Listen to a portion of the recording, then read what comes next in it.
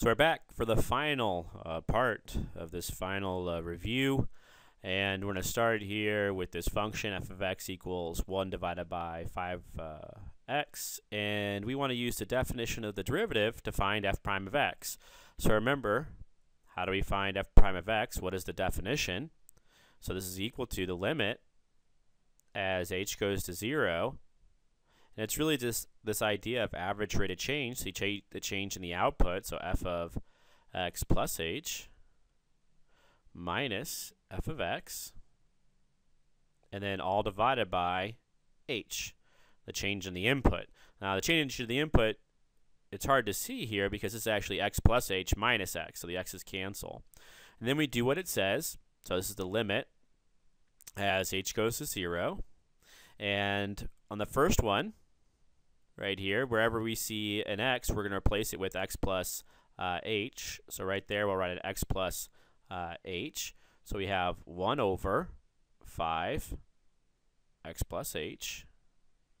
And then minus an f of x, which is the easy part, right? So 1 over 5x, all divided by h. And now we need to get a common denominator on top to simplify this thing, to figure out what the limit actually is. And so we'll put an x here, and we'll put an x plus h over here. And if we do this, we need to make sure we put an x on top here. Otherwise, it won't be 1 over 5 times x plus h. And over here, we'll have to put a x plus h on top. And so this is equal to, then, the limit as h goes to 0 of x minus x plus h divided by, and on the bottom here we just have a 5x times x plus h, and then all divided by h. And hopefully you can see what's going to happen on top. On top you're going to have x minus h. The x's are going to cancel, and so this is going to be equal to the limit. You got to keep that limit on there until you actually go to 0. So limit as h goes to 0 of negative h on top divided by a 5x times x plus h, all divided by h. And so at this point, and you can always plug in this h equals 0, but when you plug in h equals 0, you're going to get this indeterminate form out until you actually cancel off these h's. So let's figure out how we cancel off these h's. So when you divide by h, this is like h over 1, so you can multiply by its reciprocal. And that way you can see how the h's cancel. So you have negative h on top of 5x times x plus h, and then times a 1 over h. So again, I just multiply by the reciprocal here, and this is where the h's will cancel. And so this is equal to the limit as h goes to 0 of negative 1 divided by 5x x plus h. And now I'm going to plug in h equals 0. When I canceled off these h's, the 0 over 0, that indeterminate form we would normally get, went away. So now I'll plug in 0, so I have negative 1, and then I have 5x. I'm letting h be 0, then I have x plus 0. And that's simply equal to negative 1 divided by 5x squared. And so that's my answer. I can check my work because I know that f of x is equal to 1/5 x to the negative 1, and I can take the derivative of this thing by using the power rule. So the negative comes down, I get negative 1/5 x to the minus 2, which is exactly what I found here, negative 1 divided by 5x squared. So it checks. Right, so it checks out. Using the definition, I found the derivative of f. And the next thing I want to do is I want to find the second derivative using the definition. So the second derivative, f double prime of x, looks very similar to the definition of the first derivative. We still have this limit as h goes to 0, but you're going to take the rate of change not of f, but of f prime. So f prime of x plus h minus f prime of x, all divided by h. And now I'm going to plug in to the derivative I found right here. So this is going to equal the limit as h goes to 0. And I have negative 1 divided by 5 x plus h quantity squared, then minus a negative 1 divided by 5x squared, and all divided by h. And so this is equal to, negative and negative is going to give me a positive, and I need to find a common denominator here. So let's do the common denominator part. I'm going to need an x plus h squared here. That means I need to put an x plus h squared on top so I don't change the fraction. And then I'm needing an x squared, so I guess I could put an x squared right here. So x squared right there, so I'll have to put an x squared on top. And so this is going to equal the limit as h goes to 0. Let's go back to black. And I have negative x squared, and then minus a minus is a plus x plus h quantity squared, and then all divided by, because now I have this common denominator of 5x squared, x plus h quantity squared, all divided by h. And so that's equal to the limit as h goes to 0. And notice I have negative x squared plus this x plus h quantity squared. So I guess maybe I'll multiply that out so you can see how this is going to cancel. So I have minus x squared plus, now if you multiply out x plus h squared, you're going to get x plus x squared plus 2xh. You get this middle term plus h squared, all divided by 5x squared times x plus h quantity squared, and all divided by h. And so then you can see now that these x squareds are going to cancel, and this is going to be equal to the limit as h goes to 0 of 2xh plus h squared. So I'm going to pull out an h there, so I can pull out an h. So I have h times 2x plus h on top, divided by this 5x squared, x plus h quantity squared. And remember, when divided by h, I'm actually can multiply by 1 over h, and that's where these h's are going to cancel again. So I have times h divided by h, so that's going to cancel. And I get finally here the limit as h goes to 0 of 2x plus h divided by 5x squared times x plus h quantity squared. And so this is then equal to, when you plug in h equals 0, you get 2x plus 0 divided by 5x squared times x plus 0 quantity squared. And so that's equal to 2x divided by 5x to the 4th, because it's x squared times x squared, so you add exponents. And the x up here is going to cancel with one of the x's down there, so you get 2 over 5x cubed. And so that's my answer. And I can check my work. I can check my work by going back up here and saying, okay, now what's the next derivative? If you look at this thing, what's the derivative of that? Well, negative 2 comes down. I get positive 2/5 x to the negative 3, which is equal to 2 over 5x cubed. Right? So it checks. I just use the power rule to check my work to make sure I did all the algebra correctly. All right, and finally, in part C, we want to find the equation of the tangent line at x equals negative 1. So we have our function f of x equal to 1 over 5x. And the idea is you want to find the equation of this tangent line. So I always like to draw a picture. And the picture does not have to be precise, but I can make it precise because I have a graphing calculator. So it should look something like this. It's not the best picture, but it looks something like that. And I know at negative 1, if you plug in negative 1 here, you get out a height, and there's a tangent line there, and I'm looking for the equation of that tangent line. And so when you plug in negative 1, f of negative 1 is equal to 1 over 5 times negative 1, so that's a negative 1/5. So I know this point right here is negative 1 comma negative 1/5. So I have a point.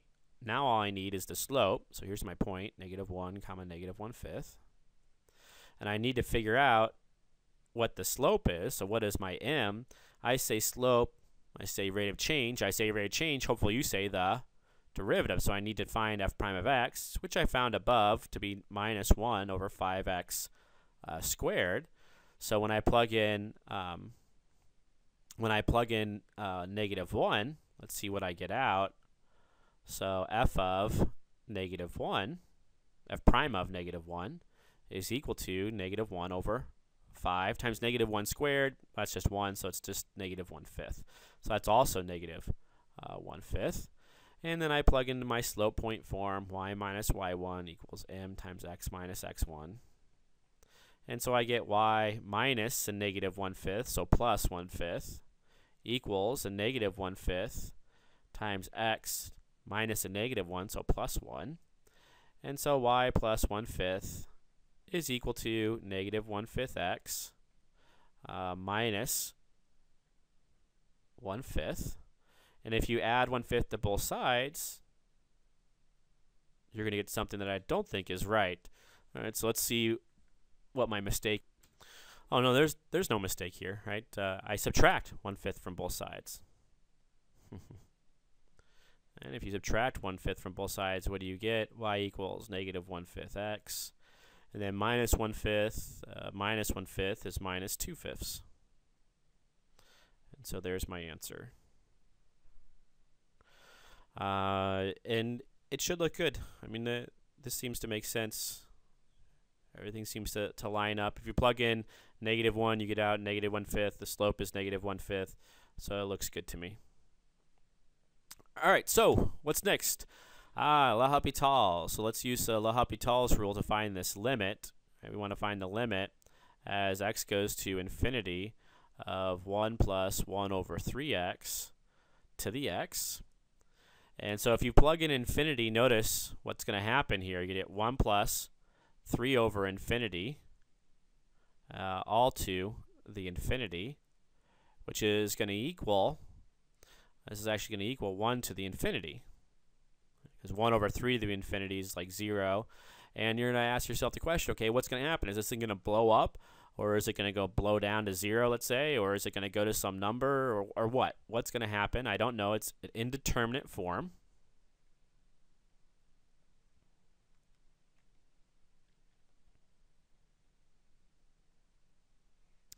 And so in order to determine the limit, we need to rewrite this. So the limit as x goes to the infinity. And the idea is to work with exponential things. The best thing to do is to write it in terms of e's and ln's. And so e to the ln of the anything is the anything. So we write this as e to the ln of 1 plus 1 over 3x to the x. And that way we can bring down the exponent in front. So the limit as x goes to infinity of e to the x ln of 1 plus 1 over 3x. And now this is going to equal e to the question mark, where question mark is equal to the limit as x goes to infinity of x times ln of 1 plus 1 over 3x. And what we've done, if you plug in infinity, what you're going to see is you get infinity times ln of 1, which is 0. So you basically have infinity times 0, which is also an indeterminate form, but in some sense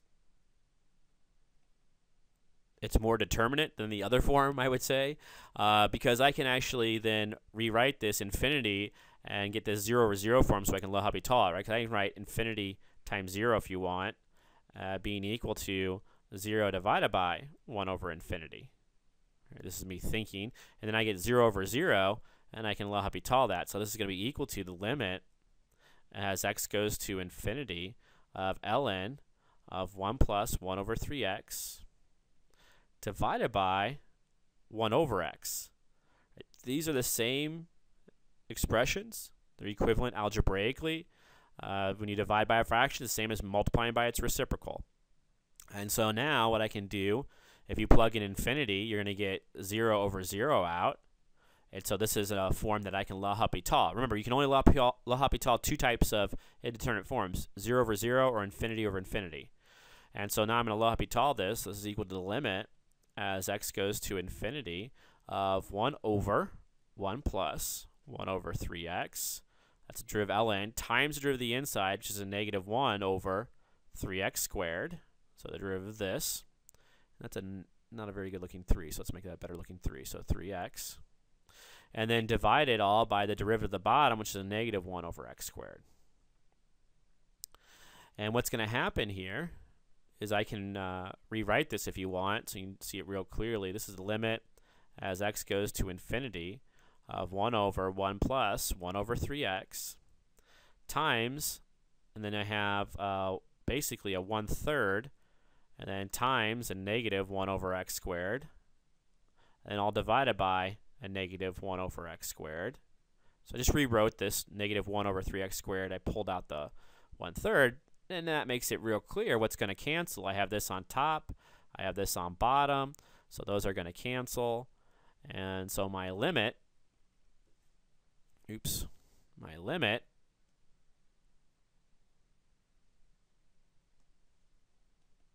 as x goes to infinity is going to be 1 over 1 plus 1 over 3x here, times 1/3, and I'm going to plug in infinity, so I get 1 divided by 1 plus 1 over 3 times infinity, times 1/3.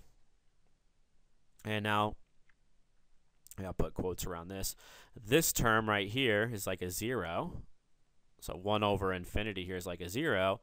And so this is going to equal then 1 times 1/3, which equals 1/3. And now remember, that's not my answer. That's my question mark. So I'm going to come back up here. So come right back up here.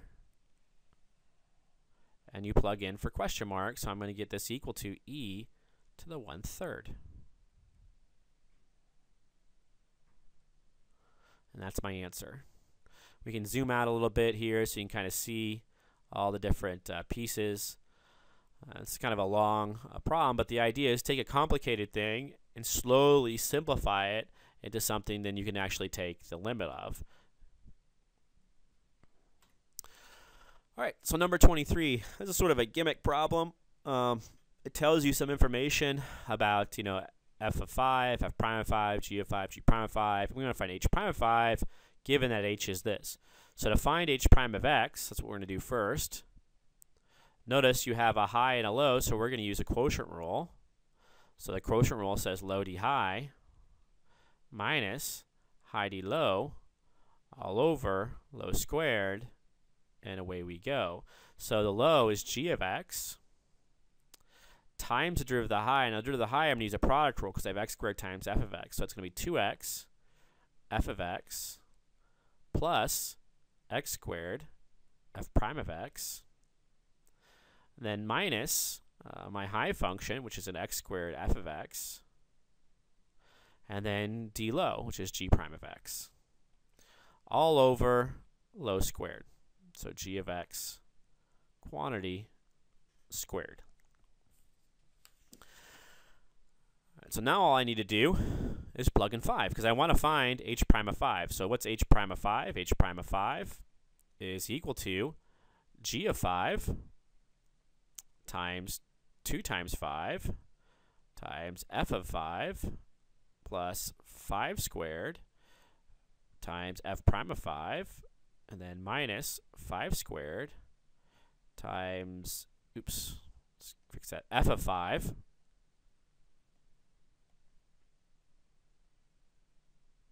times g prime of 5, and then all divided by g of 5 quantity squared. And we simply then match up everything. So it's equal to g of 5 is 4. So I have 4 times, and I have 10 times f of 5, which is 3, plus 5 squared, which is 25, times f prime of 5 is 2. Then minus 5 squared, which is 25, and then f5 again is 3, so times 3. And g prime of 5 is 7, so times 7. And then divided by, well, what do we have it divided by here? G of 5 is 4, so 4 squared, which is 16. And we can, I guess I could do this by hand, or you can use a calculator, it doesn't matter. But here we have, what, 4 times, this is 30 plus 50, so that's 4 times 80, minus 25 times 3 is 75, right? 75 times 7. Well, let's do it backwards. Let's do 25 times, well, 25 times 3 is 75. 75 times 7, what's that? Let's see, 150, 150, 150. My brain says 450. Let's go with 525. What do you think? So 75 times 7, 75, 75, 75, 75, 75. So that's 450. So yeah, I'm going to go with 525. That sounds good. And then divided by 16. And so this is going to be equal to then 4 times 80. I can do that one, right? That's 320 minus 525 divided by 16. Now my brain's saying, okay, get your calculator out. All right, so let's get my calculator out and do this, because I don't know if it's going to be a nice number or not. I don't think it's going to be a nice number. So here I have 320 minus 525, so 320 minus 525. And I get negative 205 divided by 16.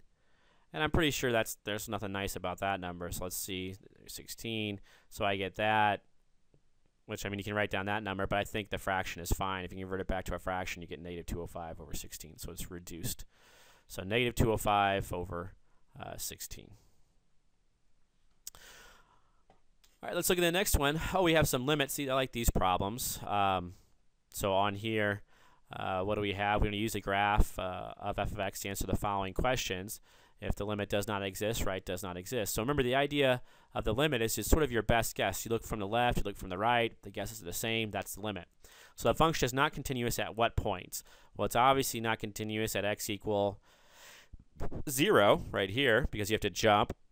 And also at x equals 2, because you have to jump up to 3. So there's 2 points where it's not continuous. And then on here, it's hard to see, but this is the limit from the left. So as you come in from the left towards 0, the limit is 1. You approach height 1 right here. And as you come in from the right, so you come in, oops, we did the wrong side.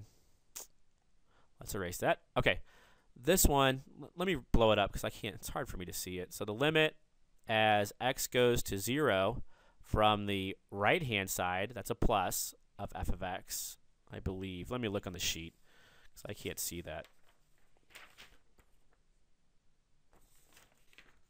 Yeah, that's the plus, right? So you're coming in from the right is equal to, so now we're coming in from the right, it's on the positive side, and that's 2. That means part C, we should be coming in from the left. So from the left-hand side of f of x. So now I'm coming in from the left towards 0, so I'm coming over this way, and that's equal to 1. And because those limits do not agree, we say the limit as x goes to 0 does not exist.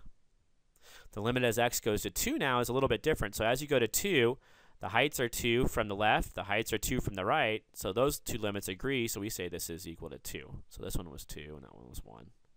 And then as you go to infinity, the graph blows up, it goes up, and so we'll say it also goes up to infinity. As it goes down to minus infinity, it reaches this horizontal asymptote here, which is negative 2. So whatever that was, that's a copy mistake. That's negative 2. Because as you go out to negative infinity, this graph goes down towards this horizontal asymptote, which is at negative 2. And then finally, f of 0, this is f of, and f of 0, when you plug in 0, you get out height 2. And then f of 2, when you plug in 2, you get out height 3. So that's equal to 3. Number 25, we're going to use our rules of differentiation to find these derivatives. And so the way that these work, let's do part A, and let's go back to black. We're going to find f prime of x, and so that's equal to the derivative cosine is a negative sine x minus, now the derivative tan, you have to think hard about this one, the derivative tan is secant squared, so it's a secant squared of 3x, then don't forget to multiply by the derivative of the inside, so times 3. So this would be negative sine x minus 3 secant squared of 3x. And then part B, g prime of x would equal, now in part B you have a high and you have a low. So you're going to want to do low d high minus high d low all over low squared, and away we go. So the quotient rule. So the low function is 1 minus sine x. The derivative of the high function is a negative sine x, because the high function is cosine, minus the high function, which is cosine x, times the derivative of the low function. So the derivative of the low function is 0, minus the derivative of sine x is cosine x. So you get a minus or negative cosine x here. And then all divided by the low squared. So 1 minus sine of x quantity squared. Let's clean this up. So if you multiply it through by negative sine of x, you get 1 times negative sine x. You get negative sine x. And negative sine minus sine x times a negative sine x is a positive sine squared x. And you're also going to get a positive because you have a minus and negative. So you're also going to get a positive cosine squared x here. All divided by 1 minus sine of x quantity squared, which is equal to, so you're not quite done here, because hopefully you realize that this expression right here is one of our identities, because it's equal to 1. So this is minus sine of x plus 1 divided by 1 minus sine x quantity squared. And then hopefully you keep on going, because this top, realize this can be written as 1 minus sine x divided by 1 minus sine x squared, which means this on top cancels with one of these on the bottom, and you get 1 over 1 minus sine of x. And that's my answer.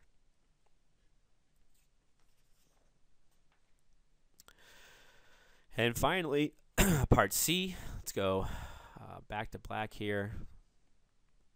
So part C, and let me copy this one down since we can't see it anymore. I have h of x equal to 7 tan of x e to the x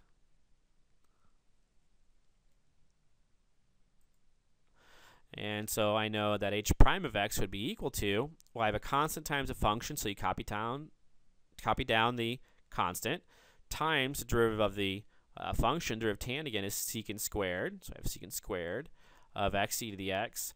Then times the derivative of the inside. Now the derivative of the inside is a product rule, so I have derivative of x, which is 1, times the second, plus the first, times the derivative of the second, which is e to the x. And I can rewrite this then as 7 times, I can factor out an e to the x if you want, so e to the x times 1 plus x. And then I have secant squared of x e to the x. And that's my answer for this last one. So we're almost done. Last two problems. Let's take a look at this one. So number 26, this is implicit differentiation, and we want to find y prime by taking the derivative of this thing implicitly. So the idea is that we're going to take the derivative like tan inverse of y would be 1 over 1 plus y squared times the derivative of the inside, and the derivative of y is just y prime. And then minus the derivative of 5x squared is 10x, which is equal to, derivative of 17 is 0, minus, and now this is going to be a product rule. The first function is going to be x, and the second function is going to be ln of y. So it's going to be minus 1 times ln of y plus x times the derivative of ln of y, which is 1 over y, times derivative of the inside, which is y prime. And so what we have here, let's copy this down. We have 1 divided by 1 plus y squared, y prime, minus 10x equals a negative ln of y minus, I'm going to distribute this minus sign through, minus x over y prime. And I want to solve this for y prime, so the idea is you want to get all the y and y prime stuff over to one side. So let's just move over this thing right here and move over this thing right there. So we'll have 1 over 1 plus y squared y prime minus, or plus, so if I'm subtracting, I add to both sides, so x over y prime, and that's equal to negative ln of y, and I'll add 10x to both sides. And now I want to get y prime by itself, and so I'm going to factor out a y prime, and let's just factor out a y prime, and I'll tell you what else you can do. So y prime, and then I have 1 over 1 plus y squared plus x over y equal to, and let's write this as 10x minus ln of y. And then you could divide both sides by this, but then you're going to have to get a common denominator and add these fractions together. So to make things a little simpler on ourselves, what we could do is we could multiply everything over here by 1 plus y squared and times y. And so on this side, of course, we'll have 10x minus ln of y, and then times this 1 plus y squared y equal to, and then we'll have y prime over here, and then when we multiply through by the 1 plus y squared times y, the 1 plus y squared will cancel, and we're left with y here, then plus x, and then when we multiply again by this 1 plus y squared times y here, the y's will cancel, so I'll just have 1 plus y squared there. And so now what I'm going to do is I'm going to divide by this thing, and I get y prime equal to 10x minus ln of y times 1 plus y squared with a y there, all divided by y plus x, all times there 1 plus y squared. And that's my final answer. All right, so we're on to the last problem, number 27.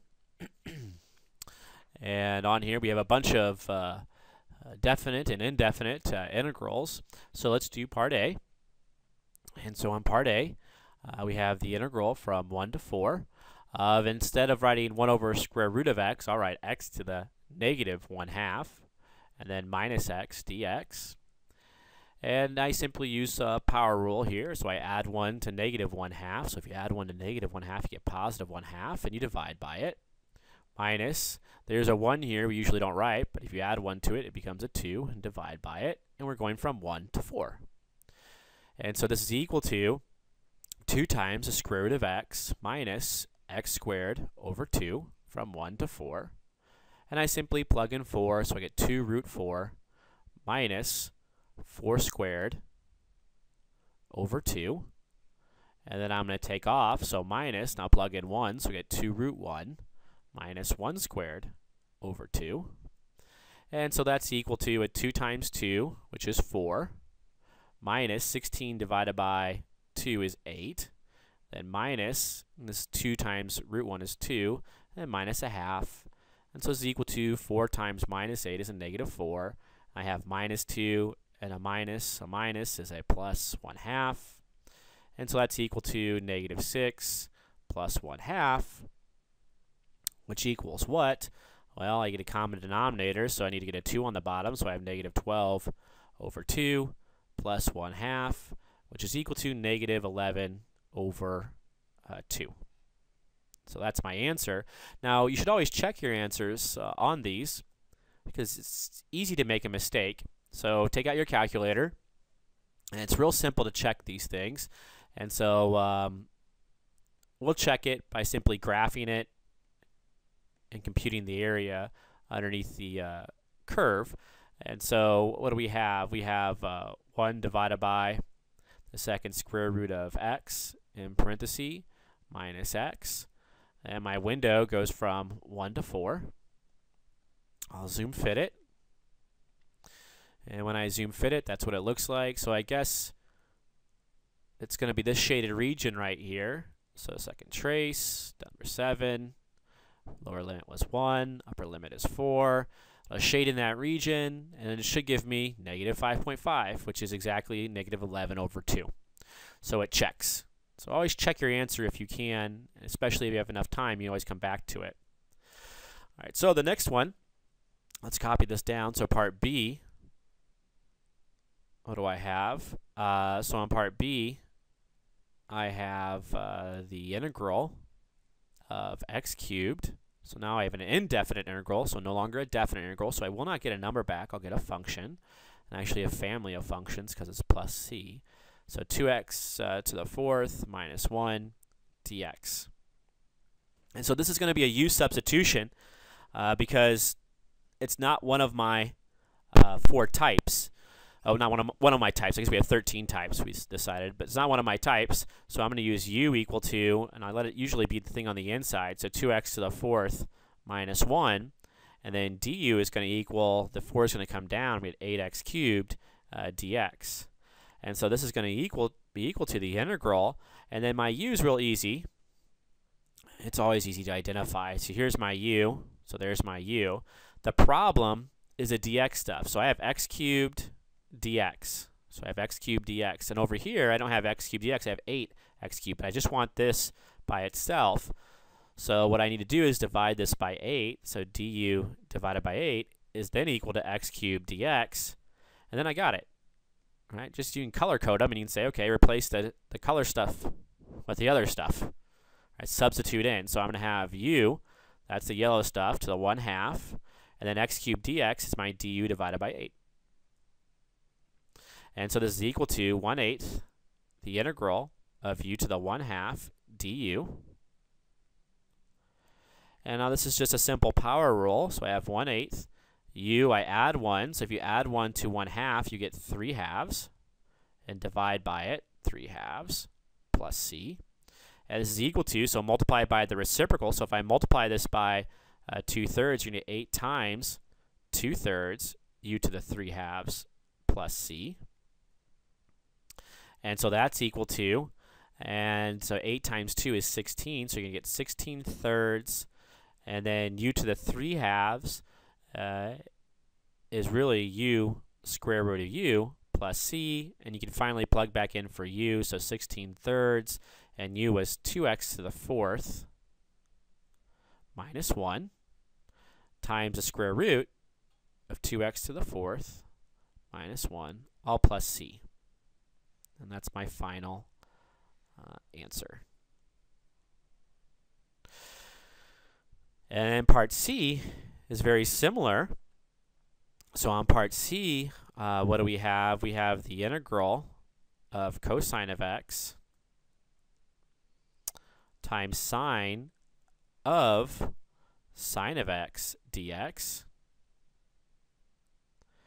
And again, this is not one of my types, so what I'm going to have to do is make a u substitution, and you let it be the thing again on the inside, so I would guess it's probably sine of x. And that would be a good guess because du then is equal to cosine of x dx. And this one's actually a little bit simpler than the last one, because if you think about it, here's my u, so there's my u, and then my du turns out to be cosine of x dx, and I have cosine of x dx right there. So just replace those colors with what they're equal to. So this is equal to the integral. I have sine of u. So if you want, I could say sine of u. Cosine of x dx is just equal to du. And this is one of my types. The integral of sine of u is cosine of u, and then with a minus sign in front of it. So plus c, with a negative sign in front of it. Notice the derivative cosine of u is negative sine of u, so negative negative is a plus, and plus 0. And so this is equal to negative cosine of, and then I replace the u with what it's equal to in terms of x, so sine x all plus c. And that's my answer. I just noticed a mistake in the problem above. I was looking at it, and hold on, let me get rid of this. So up here, I don't know what happened, but 1/8 suddenly became an 8, right? So that should be 1/8, right? So that changes things a bit here. So go back up and let's change that. So if that's 1/8, then we're going to get some cancellation. So the 2 and the 8 are going to cancel a bit, so you're going to get a 4 on the bottom, so you're actually going to get 1/12 here. And so over here, we're going to get 1/12.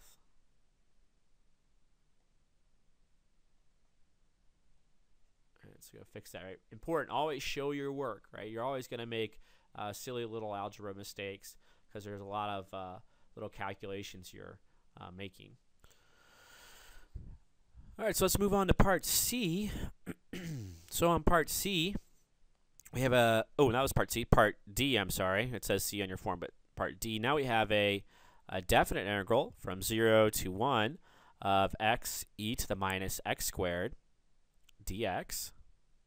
And this is not one of my types, so we're going to have to use substitution again. So u, let it be a thing on the inside. So I would guess it's going to be a negative x squared. And then du would be equal to negative. The 2 comes down. I get 2x dx. And I'm going to change my limits of integration on this one. So if you plug in 1 for x, so u of 1 is equal to negative 1 squared, which is equal to negative 1. And then u of 0 is equal to negative, and then 0 squared, which is equal to 0. And so this is going to be equal to the integral from 0 to negative 1. And look for your parts, your pieces here you're going to substitute in. Here's my u. So there's my u. But for my du, it's going to be a little bit harder to substitute in because I have just x dx. So here's x dx, but I have this little small complication, negative 2 there. But I can move that over. Since I'm multiplying, I can divide both sides by negative 2. So du over negative 2 is then my x dx. And then I got it. And so now you can see how you can substitute everything back in. So I'm going to have just e to the u, and then x dx is du divided by negative 2. And so that's equal to negative 1/2, the integral from 0 to negative 1, e to the u du. So I just rewrite it. So then it's real obvious it's one of my types. So I can integrate e to the u. So I have negative 1/2. The integral of e to the u is just e to the u. And I'm going from 0 to negative 1. And so that's equal to negative 1/2. You can plug in negative 1. So I have e to the negative 1 minus a negative 1/2. And I plug in 0, so e to the 0. Maybe I'll put parentheses around this so it's obvious what's going on here. And so this is equal to negative 1/2 e to the negative 1. A minus a negative is a positive. 1/2 e to the 0 is 1, so times 1. And so this is equal to, I can pull out the 1/2, and I get e to the negative 1, or negative e to the negative 1 plus 1. Or you could rewrite this as 1/2, 1 minus 1 over e. All right, so we should check our work here to see if we got the right answer. Since this is a definite integral, I can plug this right into my calculator. So hit y equals, and let's check it. So I have x, and let's do this a different way. Let's just do this on the clear screen. So you can do this on the clear screen if you hit math and FNINT for finite integral, which means really definite integral. And you can hit x, and then some of you guys have the newer software, so it looks even better. So x, and so negative x raised to the 2. Too many negatives. X raised to the 2 in parentheses, and then I'll have to put a comma, x, then comma. I'm going from 0, comma to 1. And if I hit enter, I get out this number, which I hope, if I take 1 divided by 2, left parenthesis, 1 minus 1 divided by, second ln here, and put a 1 here, 1 divided by e, I should get out the same number, and I do.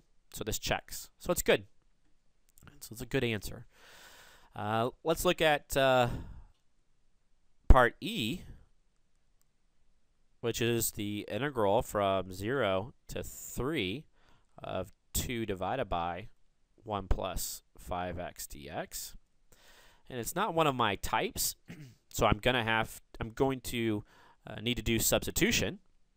So u is going to be, and you have two choices really, the top or the bottom. You make it the top, you won't get anywhere. So you better make it the bottom. So u equals 1 plus 5x. Du equals 0 plus 5. The derivative of x is 1, so you get 5 dx. And you change your limits of integration, so u of 3 is equal to 1 plus 5 times 3, which equals 16. And then u of 0 is equal to 1 plus 5 times 0, which is just equal to 1. And so this is going to be equal to the integral from 1 to 16. And here's where you have to kind of think a little bit. Use, again, is simple. It was always simple to figure out because you made it that way. And then what's left over is you just have this dx. Now you don't have just dx, you have 5 dx, but it's simple enough to get rid of that 5 by moving it over. So you divide both sides by 5. You get du over 5 equals your dx. And now you got it. And so what I'm going to write here is that this is equal to the integral from 1 to 16 of 2 over u times du over 5. And then I can pull out the numbers, so I have a 2 on top and a 5 on bottom, so 2/5, the integral of from 1 to 16 of 1 over u du, and that's one of my types. So this is equal to 2/5. The integral of 1 over u du is ln of absolute value of u from 1 to 16. And so this is equal to, you have 2/5, and I plug in 16. So ln of 16, I can drop off the absolute values because 16 is positive, minus 2/5 ln of 1. And that term is 0 because ln of 1 is equal to 0. And so this is just equal to 2/5 ln of 16. So that's my answer. Let's check my work here. So to do this, we can, let's graph this one. And so I have 2 divided by, left parenthesis, 1 plus 5x. And I make my window, and I'm going to go from 0 to 3, and zoom fit it. And so you can kind of see what we're calculating. We're going to calculate the area underneath this curve. And so we're going to hit second trace, and we'll go to number 7. And our lower limit was 0, and our upper limit was 3. And I'll crunch this number. And we get out 1.109, blah, blah, blah. And so we need to check it to make sure that this is the same number. So we have 2 divided by 5, ln of 16. And we get the same number. So it checks. Good. All right, so we had the last one on this review. So the last one, part E, is the, I guess this is part A, B, C, D, E. I guess this is part F, really, right? So part F. And this is the integral from 1 to e to the pi of cosine, so cosine of ln of x divided by x dx. And here I need to make a u substitution because this is obviously not one of my types. And so you have lots of choices. You can let u be x, which if you let u be equal to x, this integral will not change at all because u and x are basically the same thing from the point of view of the mathematics. So really x won't work. And so your second choice is just a thing on the inside, which is ln of x, and that's the right choice because then du would be 1 over x dx. And if you notice here, when you try to plug back in, you can do this because this is going to be your u, so that's your u, and then your du is actually this dx times x. So let me rewrite this so you can see this a little bit more clearly. So this is from 1 to e to the pi. I can rewrite this as cosine of ln of x times 1 over x dx. That's exactly the same thing algebraically. And so then it should be obvious that here's your u, and then your du is right here. Right, this is your du right there. So we need to also change the limits of integration. So I don't have a lot of room over here. So let me write right here. I have u of e to the pi is equal to ln of e to the pi. And ln of e to the anything is the anything. So that's just a pi. And I have u of 1, which equals ln of 1, which equals 0. This is going to be equal to the integral from 0 to pi of cosine of u, so cosine of u, times, and then this 1 over x dx is just my du. And now that's one of my types, so the integral of cosine of u is sine of u. This is going from 0 to pi. And so this is equal to sine pi minus sine of 0, which is equal to 0 minus 0, which equals 0. So the answer for this one should be 0. Let's check out and see what's happening here. So on my calculator, let's graph this thing. Let's graph the cosine of ln of x. And then divide it by x. Like that. And then let's make my window go from, what, 1 to second e to the pi. And then we'll zoom fit it so we can kind of see what's going on here. So here's the graph. And it looks like that. All right. And so now if we do this calculation, let's see what's going on. I went from, oh, maybe I didn't do 0. I did right. Okay, let's try it. So second trace, let's go to number 7. And I want my lower limit to be 1. And my upper limit to be second e to the pi. Let's see if it takes that. Nope, won't take it. Understand why it won't take this. It won't take this because it approximated it. So let's go to 24 and zoom fit it. It approximated e to the pi to be 23 point something, and then it said it wasn't big enough to figure out. Right. So now let's look again here at the integral. We're going from lower bound. Lower limit was 1. Upper limit was second e to the pi. And it's going to shade in this region here. And I don't think it's going to be 0, but yeah, it doesn't look to be 0 to me. So let's make sure we put this in right. So I have cosine of ln of x. Ah, I forgot a parenthesis. You see that right there? There should be an extra parenthesis right there. So it's not reading this correctly. So second insert parenthesis. Now I'll resume fit it. And now it'll be right. And just a little parenthesis can throw you off. Now I feel a little bit better about this, okay? Because I have some positive and some negative. When the definite integrals, see this as positive area. In some sense, it'll see this as negative area. And so now I hit second trace, and then go down to the integral. Lower limit is 1. Upper limit, second ln, put in the pi, hit enter. And now it's going to give you out a number that's really close to 0. It's not going to say exactly 0 because it's doing this numerically, but it says negative 2.336 times 10. That big E means times 10 to the negative 7, which means move that decimal place to the left 7 places. So it's a really small number close to 0. All right, so this checks. And we're good. And that completes the final review.